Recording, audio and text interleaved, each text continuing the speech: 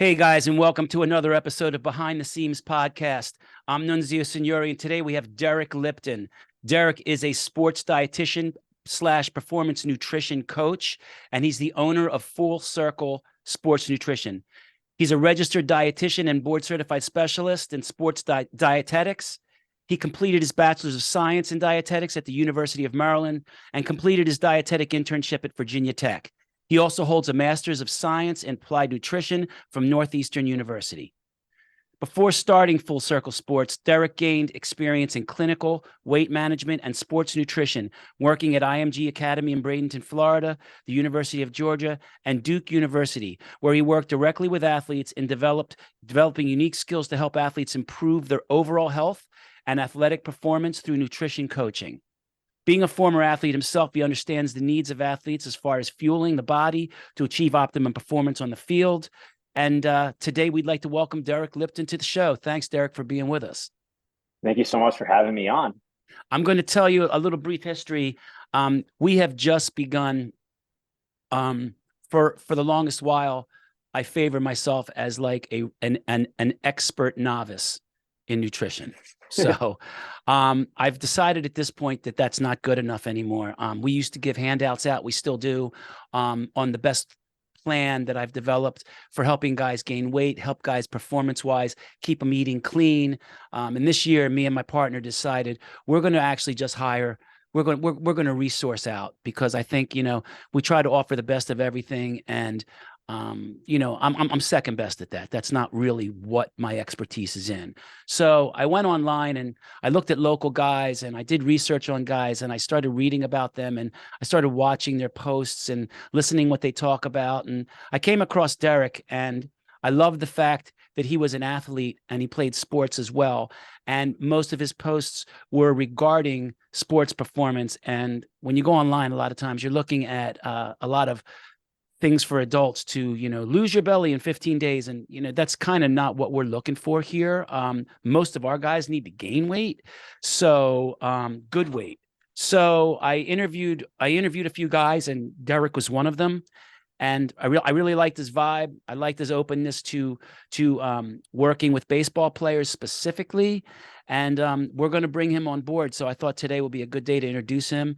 And welcome to the show. Derek, first, what I really liked was you're a soccer player. So that was my sport in college. So okay, yeah. I really that was number one in the plus column. Number two was when you came in, your demeanor was great, and I loved the way you got to where you are. Can you talk to the audience a little bit about your path that brought you to starting Full Circle Sports Nutrition? Yeah, of course. You touched on it with that great introduction. And yeah, the world of sports nutrition is very niche and it requires really a lot of experience if you want to succeed in it and give clients the best, right? So I started out as a registered dietitian, so all the education, the training that goes into that. And then basically, even though that requires, a lot of education internships, I had to do more internships. So my positions at IMG, at Georgia, and at Duke, those weren't full-time, full-paying positions. Those were $10 an hour internships, grinding through the day, working with teams, but learning a lot. And this is the kind of stuff you can't learn in school. You can't learn on the internet. You learn by working with other experienced sports dietitians. 100%. So I did that for, about a year and a half or close to 2 years. And at that point, I got a lot of experience. I realized, I didn't want to stay in the college realm. It just, based because of the location, just the nature of the job. I knew all along I wanted to start my own business. My dad has his own business as a CPA. So growing up, I just always saw business owning parents. And I knew that's what I wanted to do. And at that time, I felt ready. And that's when I launched Full Circle Sports Nutrition in December of 2018. And from there, I built it up, working with clients locally, working with clients all over the world through social media, doing nutrition coaching and meal planning and spreading that education. That's awesome.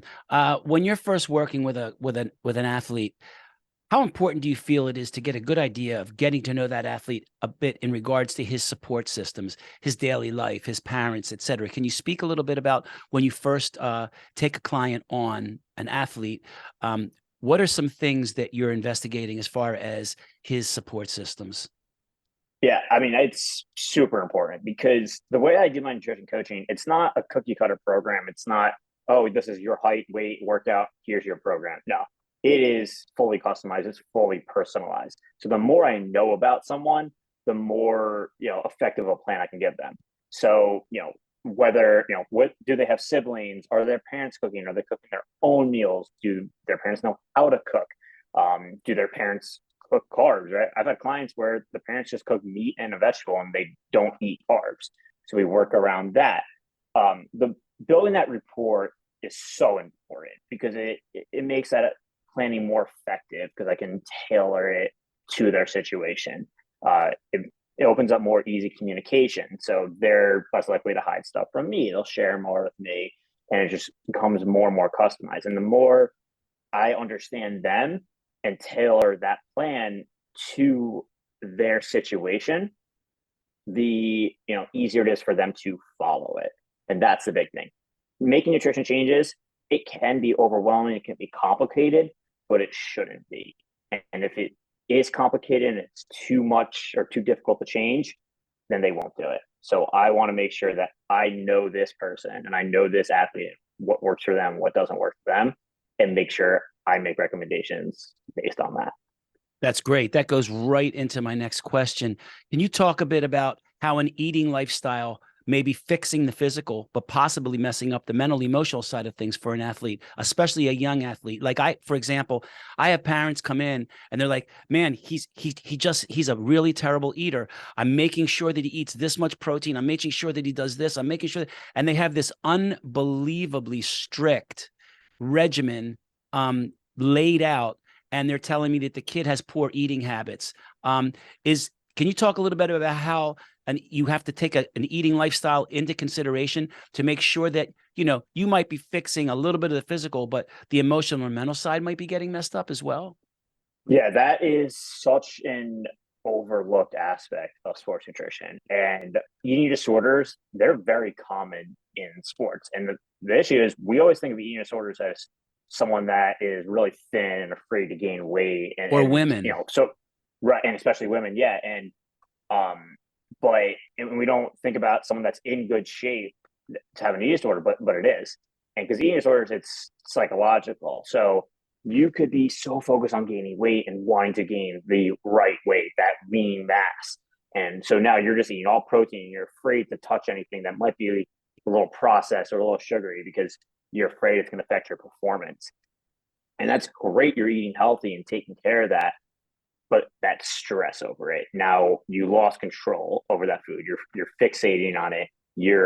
It's affecting your overall life because you're afraid to go out to eat or afraid to go to a party because you don't know what food's going to be there. You don't know the exact calories and macros of the food, and you're ruining your life whether you realize it or not. So yeah, so it's that balance of eating the right foods, eating mostly healthy foods, getting enough calories, getting the right macros in there, but not over fixating on it and not letting it take over your life. And that's where the nutrition coaching is really beneficial because I'm able to help athletes find that balance because I'm able to, take control over, here's what your portions should look like. Here's how your plate should look like. So they can get those calories and those macros without having to actually count them or over focus on it. Because I have my expertise to know how many carbs they need and what that should look like on their plate without measuring it exactly. So it's that balance. And that's why, I'll get a lot of athletes and kids ask me about tracking calories and if they should. Because tracking calories is a great way to know you're eating the right amount. But is it safe? And it can lead to eating disorders. It's not going to in everyone, but it can lead to disordered eating behaviors because of that overfixation. So that's where you got to really be careful and find that middle ground between fixing your nutrition, eating healthy, but not letting it take over your life. So when you first are introduced to a new client, or should I say athlete, what kind of contact do you set up with this young adult or this pro or college guy What kind of systems do you have in place as far as communication between you and the athlete when they get into one of your programs, as far as, they're hitting a block, they're getting one of these blockers where they're like you said, they're afraid to go out to eat, they're not having fun, they're getting depressed. Is there what I'm basically saying is, is there just a menu that goes out with your thing? Is there a, when someone joins onto you, what does it actually entail, and what do they receive? And what kind of communication is there? Is it daily? Is it weekly? Is it monthly? So that's why I call it a nutrition coaching program. It's not nutrition counseling. It's not nutrition planning. It's nutrition coaching. And I emphasize that because it's more than just the sessions, right? With a new client, we meet, every 3 to 4 weeks, either in person or by video chat. We have these detailed sessions, go through a lot. And at the end of that session, they get a note with a plan, all the recommendations we talked about. That's obviously the bulk of it, and that's standard across the board. Where it turns into coaching is that it doesn't stop there. They also get resources, right? They'll get handouts as far as meal planning guides, cookbooks, grocery store guides, restaurant guides. But on top of that, the big thing is the communication. My clients are allowed to text me at any time, any day between sessions. Now, I say anytime, if you text me at 2 a.m., I'm obviously not going to answer at 2 a.m.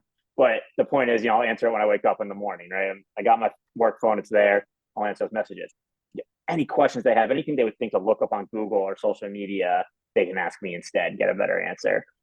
If they are struggling with anything, they can, shoot me that text. I can walk them through it. They're going out to a restaurant, they're really panicking, or just not sure what to get at that restaurant to stay on track. They can send me a link to that menu. I help, give some suggestions as far as what they should eat. It's a dietitian in your pocket, essentially, is what that is. Because, the sessions are great, they cover a lot, but it's a lot to change your nutrition and go through this process, especially when there's so much on the line for these young athletes. And I don't want them to just, have to wait 3 weeks to ask me a question. I want them to know that anytime they're struggling, anytime they're not sure of something, they have me to text and reach out to. And one of the big things with that is the plate coaching feature. So when I worked at these colleges, I would go to team meals, right? So pregame, postgame, training table throughout the week. And when athletes had questions, they fill their plate. I'd be there at the end of the buffet line and, I'd give some suggestions. So basically, I've turned that into texting. So client can, have dinner. So their parents cook them dinner, put on a plate, and they send me a picture.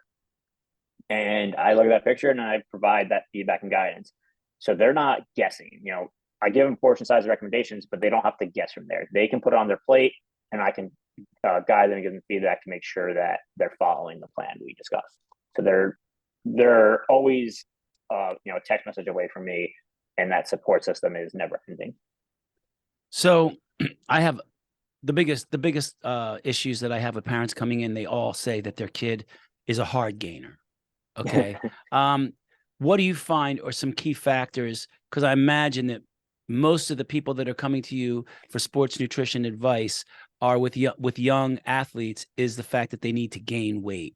And the parents are always talking to me about they're a hard gainer. I get that, What do you find are some key factors to help get buy-in from these athletes and breakthroughs with these athletes that we consider hard gainers? Yeah. So those terms, hard gainers, fast metabolism, it's,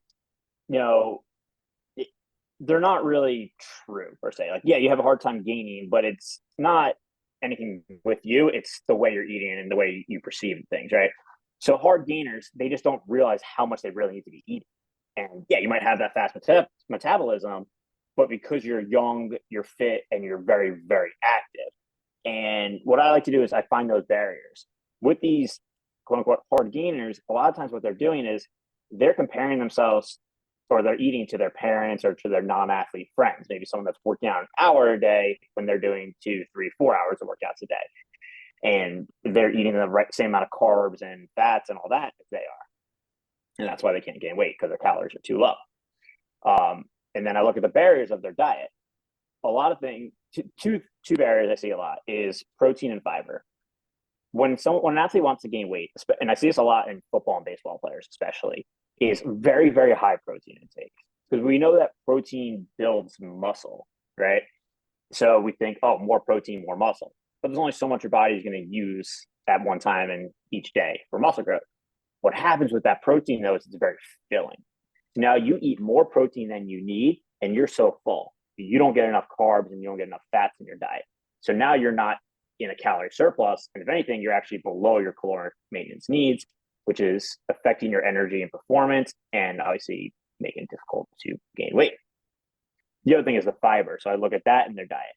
Are they focused on quote unquote clean eating? Another term I don't really like. But if they're very focused on eating healthy, eating very clean, it's a lot of fruits and vegetables and a lot of whole grains, which is those are good.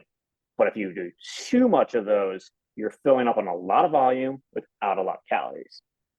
So that's where I get people that say, I'm a hard gainer. I eat a lot. I eat so much and I can't gain weight. You're eating a lot of volume, not a lot of calories. That's when they come in to me, and that's when they come into me and they talk about he's slamming 3 protein shakes down a day. Well, yeah, he's slamming 3 protein shakes down a day. I really liked that you talked about carbs in a positive way. I think that a lot of people have to understand that trying to be on an Atkins diet when you're trying to be an athlete has never really seemed to work, especially for explosive sports like baseball to me. I like the fact that, you're saying, hey, man, if you're overdosing on protein, you're not getting enough carbs. And a lot of times I think carbs take the back seat, and they're so vital to performance that it's incredible. Can you talk a little bit as far as the energy system used in baseball, since we are, a baseball facility? We know it's not a very aerobic, cardiovascular based sport. So how does this affect carb consumption? How do you calculate the caloric input or the macros of a person playing baseball? It's much different, obviously, right? Isn't it, than a person playing soccer? Oh, absolutely. Or a field sport. Yes, right. And unique thing about baseball is, with most sports, your macro and calorie needs are going to be different during the season compared to the off season, just because of your goals and the training schedule. But in most sports, the carb needs won't change too much. With baseball, you have low carb needs during the season. We're talking 3 to 5 grams per kilogram, and that's the average say adult that's maintaining a weight and semi-active is going to consume 3, maybe 4 grams per kilogram of carbs per day. So a baseball player in season is not that much different than an adult based on size. It's going to be a little bit more, but not a ton more compared to other sports. But you still need a lot of protein, you still need a lot of fats, and you need those calories. During the off season, this can go up to 6 to 8, maybe even higher, because if you're trying to gain weight, carbs are an easy source of calories to gain weight. If you're doing a lot of conditioning, sprint training, you're burning a lot more carbs than you are during the season. So we increase those. And a big part of nutrition coaching is that periodization. So here's your carb needs during the season, preseason, transition, off season. I love it. All that. Yeah. And so we adjust that, but it's important, right? And if a baseball player consumes too many carbs during the season, it likely nothing harmful is going to happen. Maybe over time, if they are concerned about their weight, maybe. But for the most part, as a young athlete, especially if you're playing on multiple teams or you're going to school all day and things like that, you're not going to worry. You don't have to worry about consuming too many carbs. And with that said, actually, what a lot of athletes sometimes forget is the student athlete aspect of it. You're in school all day, then you're going to work out of practice, and then you're going home and doing homework, and your brain is using up a lot of carbs. So even if you're kind of sitting around for 7 innings and using up a little bit, your brain is using up a ton of carbs throughout the day. So you still need to get those in. I love that you're periodizing the nutrition. We do it in strength and conditioning. Why wouldn't we do it for energy expenditure? Correct? Like exactly. How many, eating the same way you're eating when it's cold and outside and you're not active and you're just lifting a lot. Why would you not think about eating differently when it's summer? And we're going to get into summer right now because we're getting into these summer months. And what I tell guys all the time is, you need to get your lifts in the summer as well, because you're traveling. It's hot. You're playing multiple games. You're sleeping in crappy hotels. You're sleeping in cars, and you're dehydrated, which brings me to my next 2 topics. Let's talk about dehydration first. What is it about hydration that helps with lean muscle mass? What is it that helps athletes gather lean muscle mass? So the easiest way to look at that is knowing that the body runs on water. When you're dehydrated, everything just diminishes, right? Your energy, your focus, your brain function, everything just diminishes when you're dehydrated. I've Okay? heard, So excuse as me, one far thing. I've heard a statement one time that water actually changes your body at a cellular level. That's deep. That's like deep Mhm. in. Anyway, I'm sorry. Yeah, Go ahead. yeah, no, 100%. Yeah, and even with that said, 1 to 2% body weight loss and hydration can, has significant impacts on concentration, reaction time, all that. So, which is obviously very important for baseball performance. But as far as lean muscle mass, yeah, if you're not properly hydrated, like I said, your energy and your performance decreases. So you're not going to be able to lift as heavy, right? So you go into the weight room and you feel like, oh, I'm pushing myself to exhaustion with these sets, but that exhaustion is false. Like you could have done 3 more reps if you were properly hydrated. And it's really that simple, drinking water throughout the day. What's also very important, especially in the summer and if you're outside a lot, is not just the water, but the electrolytes. Because if you sweat a lot and you're a salty sweater, so you notice like the white stains on your hat and your jersey, if you just drink plain water to replace that sweat, you're actually not hydrating yourself. You are a little bit, but not to the full extent. You need to replenish those electrolytes as well, and mainly sodium, right? So getting a high sodium sports drink or an electrolyte supplement to add in there, that's going to optimize your hydration status as well. So it's really important for the baseball players to look out for, because you're playing multiple games in the heat of the summer, you're wearing pants, you're sweating a lot. And so it's really important to get that hydration in there. Otherwise, yeah, you're not going to be able to lift as heavy. Your muscles are going to be tighter, so you're more likely to get injured, which definitely will lead to muscle loss. Your reaction time, your precision, all of that will diminish, and it can happen with just a little bit of dehydration. I'm assuming that keeping track of hydration is part of the nutrition plan with your guys.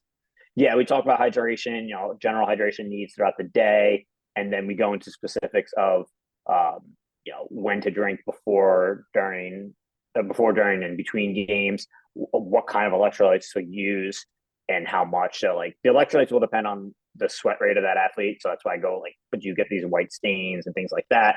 And then based on position as well. So pitchers will obviously need more. Pitchers and catchers will need more electrolytes than an outfielder or an infielder who is not sweating as much, but even they still are sweating. So it's all, again, customized based on those individual needs. I'm going to talk to you about those electrolytes after we're done, because I'm drinking electrolytes and I want to make sure that I'm using the best kind that I can. Absolutely. So you do talk about hydration as well. Do you talk about sleep? And if you do, can you please talk to this? This for me is because I own a business, and as I get older, I notice that my sleep gets interrupted, and I'm not a huge fan of melatonin, because it gives me a hangover, and I've heard that your body stops producing it if you start taking too much of it, and you need more and more and more. But I've been doing some things to fix my sleep, and I've noticed a huge difference in my workouts in the gym and how I feel on a daily basis. Can you talk a little bit about the importance of sleep? Oh yeah, sleep quality is, that's so important. And it's not even just the amount of sleep, but it's the quality of the sleep too, which we can get into. But as a young athlete, what's tricky is you need more sleep. As you get older, you actually need less sleep. But as a young athlete that's training very hard, you need 8, maybe even 9 hours of sleep a night, which is hard to get as a student athlete. But there is something I saw recently where you can kind of bank your sleep a little bit on the weekends. So if you get like 7 a night during the week and then you get 10 on Friday and Saturday night, that's okay. But it's also when you sleep. So I talk about this a lot when COVID first started and kids were doing online school and just staying up all night because there was nothing to do. And you're going to sleep at 3 and waking up at 11.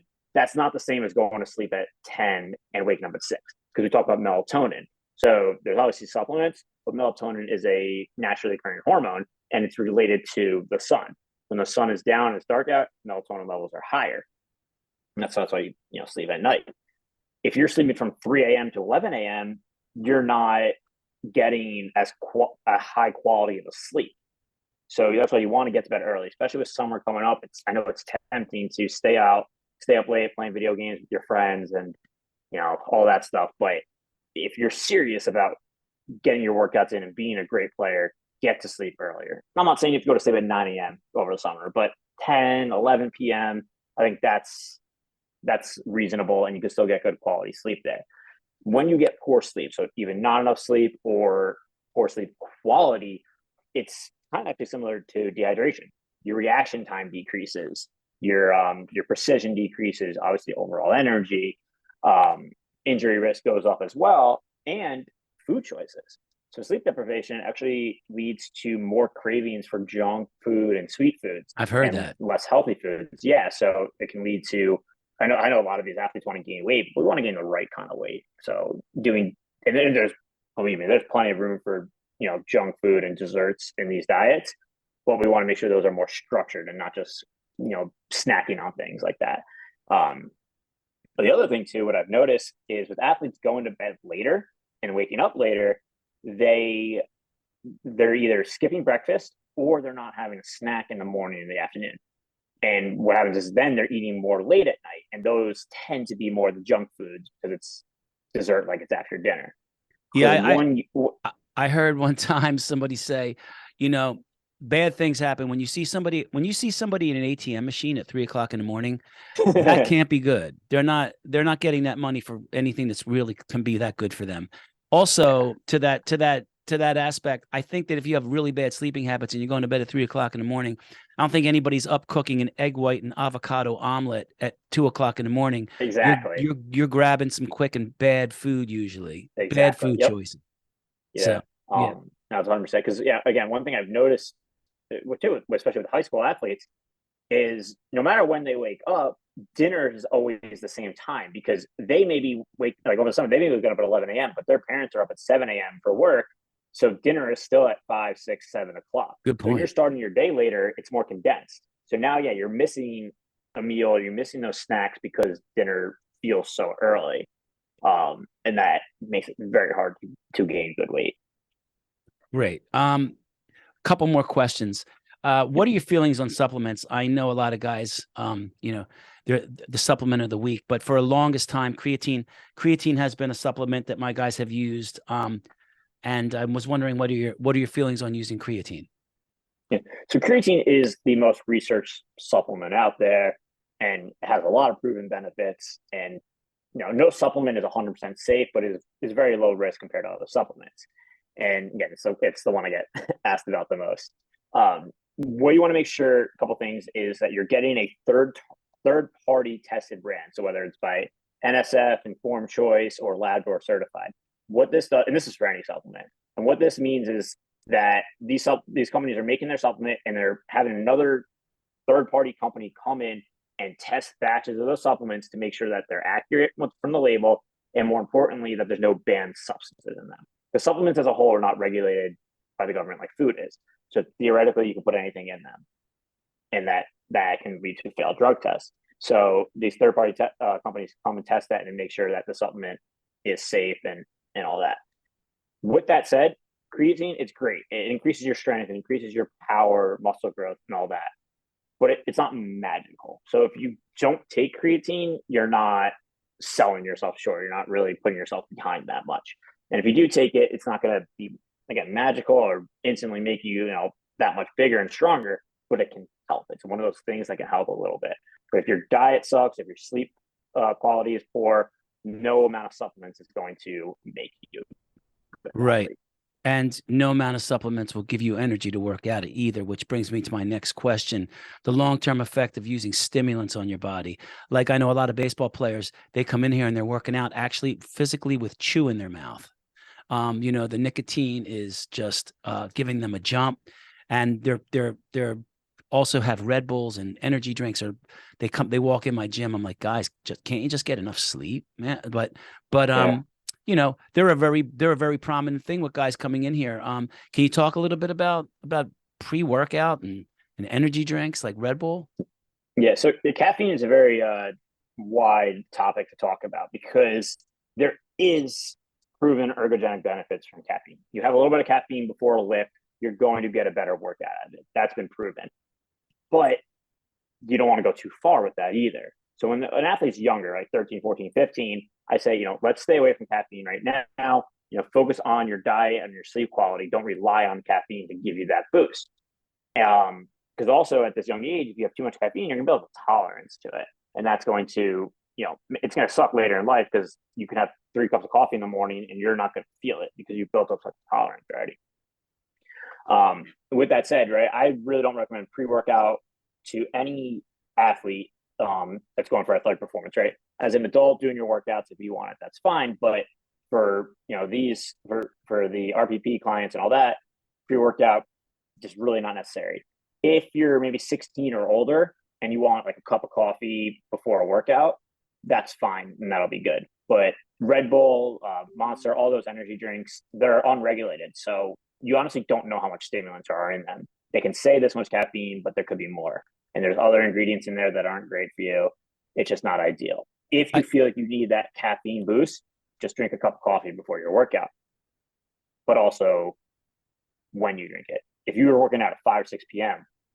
and then you have to go to bed at 9 or 10, don't do that caffeine because you're going to have poor sleep quality, which is going to affect your recovery and everything we talked about earlier. So it's when you drink the coffee, how much you drink, and again, your age and your tolerance to it. Absolutely. So for our pro players, like our guys like 22 to 30 years old, does the diet need to be adjusted due to their age as far as their metabolism, or is that still a good age where it doesn't really matter? Because I know that you can, when I was 17, 18, 16, 17, 18 years old, I could eat a bowl of spaghetti and, a loaf of bread before I went to bed, and I wouldn't gain any weight. But does that hold true for some of the minor league and pro guys that are 22 to 30 years old? Is metabolism start to slow down yet? Generally, everyone's different, but for the most part, does anything have to be adjusted? So it does slow down a little bit, but not as much for the reason you're thinking. That's So what I thought. metabolism slows down as we age because we're less active and we lose a little bit of muscle mass, which slows us down. That's for the general adult working a job and all that, like the desk job and all that.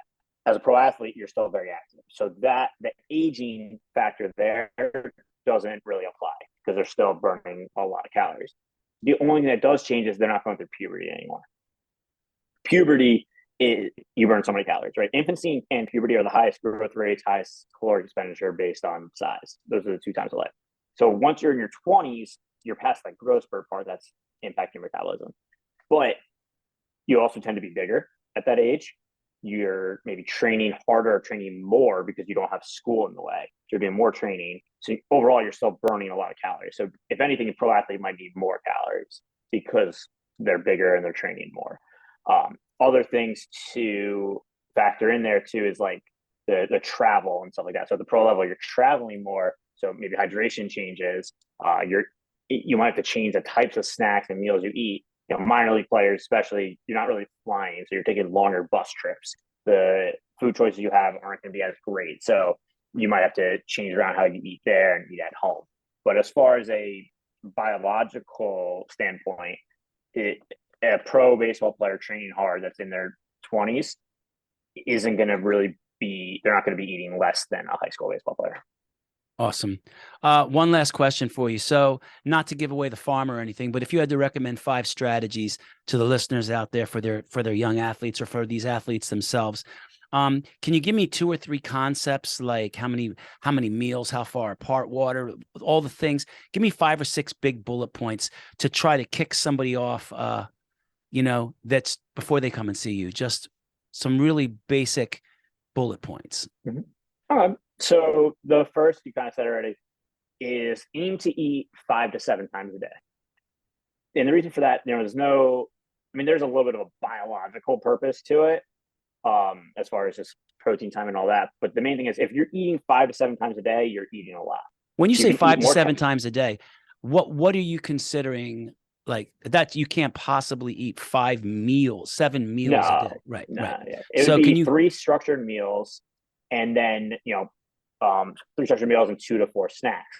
Now, a snack is not just eating a banana, but a snack's also not a 12-ounce steak, right? It's in between. So it could be, and the snacks could vary. It could be a Cliff Bar. It could be a bowl of cereal. It could be a PB&J. Like it can vary there. But the idea is you're eating 5 to 7 times a day, or if you're eating 2 to 4 snacks, you're going to get a lot more calories than just those 3 meals. Right. Great. Yeah. I guess another tip or strategy is remember that you are an athlete. The way you're training, the stuff you're doing, what you're trying to accomplish. So if you're at lunch or at dinner with people that aren't athletes and your food and the way you're eating doesn't look very different from them, you're doing something wrong. And the reason I say this is because I've had a lot of athletes that are like afraid to eat too much in front of other people or getting comments and things like that because they feel like they stand out. But you should. You want to stand out the way you eat because everything else you're doing is standing out. And then I guess another concept there is don't be afraid of foods that have been labeled bad, right? So don't be afraid to eat ice cream, things with sugar, fats, all that. Do we want these to be a majority of our diet? No, but don't be afraid to have a little bit of sugar in there because if you're eating a very healthy diet and you need a lot of calories, eating these junk foods isn't going to negate the health benefits of the other food you eat as long as you get enough of them. But what it will do is give you more energy because you're still going to stay within your caloric means. So it's going to give you more energy and allow the other foods to do their job. Great. So that's that. Yeah. Give me one more. Be careful what you see on the internet. And for a lot of reasons there. One, the internet's not regulated. There's a lot of content on social media, on Google, that just isn't factual. And beyond that, there is a lot of actual factual info on there that isn't applicable to athletes. Right? All these fitness accounts, even other dietitian accounts that give out great info, that great info is for their target audience. Their target audience is not an athlete. If you want to build muscle as an athlete, don't follow a bodybuilder plan. Because yeah, you'll build muscle, but that muscle won't be functional. Right? 100%. Don't follow a bodybuilder. Don't follow that bodybuilder diet. Right? Great. You gotta follow what's right for an athlete. And social media can be a fantastic tool to learn stuff from, but if you don't know how to use it or you don't know what applies to you, it can cause more harm than good. We've been talking with Derek Lipton, owner of Full Circle Sports Nutrition, certified sports dietitian, performance nutrition coach. Derek, thanks for being on. How can people reach you? Yeah, absolutely. Thanks. Thank you for having me on. So if you guys want to reach me, several ways. You can email me at Derek at fcnutritionnj.com. So it's DEREK at fcnutritionnj.com. You can call or text me at 973-944-8537, or you can message me on social media. So TikTok and Instagram, it's nutrition with Derek. You can check out my content there, and then you can send me a DM through those platforms as well. Very reachable, open to all messages, and I love educating people on nutrition and how I can help them. Great, man. And as I said before, Derek will be working with us and our athletes at RPP starting this week and in the future. And you can reach me at Nunzio Signore on Twitter. My Instagram and my facilities account is at RPP_baseball on Twitter and Instagram. Website is rocklandpeakperformance.com. And once again, I have a book out, Velocity-Based Training, How to Apply Science, Technology, and Data to Maximize Performance. It's all about VBT. It's released by Human Kinetics. You can get it on Amazon. And we'd like to thank Derek Lipton one more time, sports nutritionist and dietitian. And until the next time, thanks for tuning in to the Behind the Seams podcast.